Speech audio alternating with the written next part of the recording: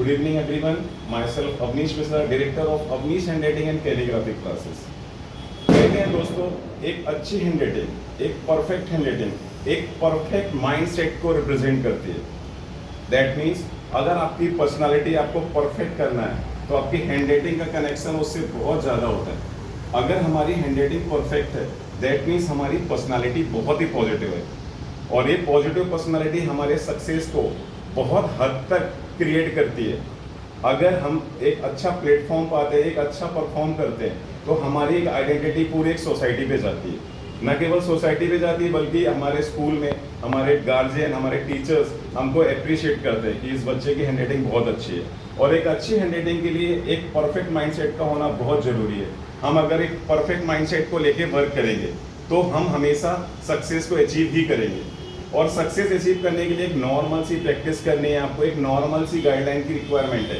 वो हमारी इंस्टीट्यूट आपको प्रेजेंट करती है. Always Avnish handwriting and calligraphy classes Titwala में लास्ट 23 ईयर से वर्किंग में, और हम लास्ट 23 ईयर से काफ़ी अच्छे गाइडलाइन देके काफ़ी अच्छे स्टूडेंटों को हमने एक अच्छा स्टेप दिया, एक प्रॉपर प्लेटफॉर्म दिया है, और उन्होंने काफ़ी हद तक एग्जाम में बहुत अच्छे मार्क्स लाए हैं थ्रू हैंडराइटिंग, और एक अच्छी पर्सनालिटी उन्होंने प्रेजेंट की है. तो बस कुछ एक सम इंस्ट्रक्शन हम आपको दे रहे हैं हैंडराइटिंग के माध्यम से.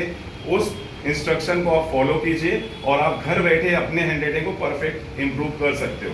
सबसे पहली चीज़, जैसे बहुत से पेरेंट्स हमारे पास आते हैं और उनका हमेशा ये कहना रहता है कि सर हमारे बच्चे ने राइटिंग क्लासेस ज्वाइन की और एक पर्टिकुलर ड्यूरेशन तक, जब तक वो आपके पास थे उन्होंने बहुत अच्छा किया, और जैसे ही वो वहाँ से हट गए तो उनका परफॉर्मेंस फिर से डाउन हो गया.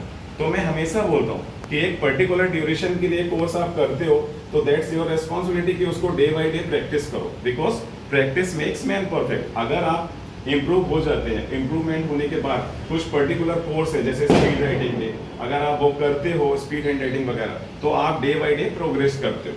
अगर आपने पर्टिकुलर ड्यूरेशन एक 10 सेशन या 1 मंथ का कोर्स किया और उसके आगे आपने नहीं फॉलो किया तो हैंड राइटिंग खराब होने के चांसेस बहुत ज़्यादा हो जाते हैं. जो मैं ऑलवेज हमेशा बोलता हूँ कि 70% 100% लोगों की राइटिंग फिर से खराब होती है, लेकिन 30% जो ये समझते हैं कि एक पर्टिकुलर ड्यूरेशन में हमको हैंड राइटिंग इंप्रूव हुई है, उसके लिए डे बाय डे मेहनत करनी. Is that clear? यस. तो हमको क्या करना है कि कुछ पर्टिकुलर गाइडलाइन जो मैं आपको दे रहा हूँ, जैसे हम जब भी राइटिंग का वर्क करें तो हमें अपना 100% देना है. हमें श्योरिटी मेंटेन करनी है कि हमें दिल से करना है. हम किसी के कहने दिए वर्क नहीं कर रहे. हमें अपना प्रेजेंटेशन परफॉर्मेंस जो सर ने गाइडलाइन दी है कि लेटर्स कैसे होना चाहिए, लाइंस कैसी होना चाहिए, अल्फाबेट का कंस्ट्रक्शन कैसा होना चाहिए, वो हमें प्रॉपर रखना है. ओके.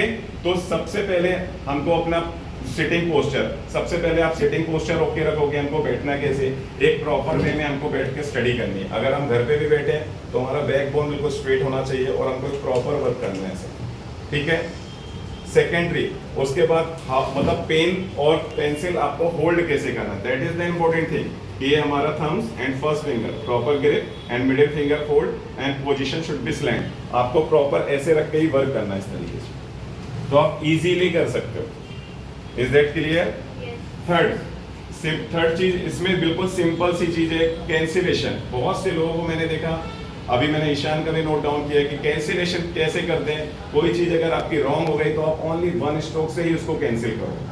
3 टाइम्स 4 टाइम फिल नहीं करना है आपको. Only 1 stroke you have to take, तो भी कैंसिल ही कहलाएगा. अगर आपने 4 लाइन से कट किया तो भी कैंसिल. लेकिन टीचर के ऊपर पॉजिटिव इंप्रेशन बनाना है तो only 1 stroke you have to take. Is that clear? And fourth one is most important thing, gap between 2 letter and 2 word. Gap कितना होना चाहिए 2 लेटर के बीच का एवरेज से, और 2 वर्ड के बीच का 1 little finger space between 2 word. देखो सिंपल.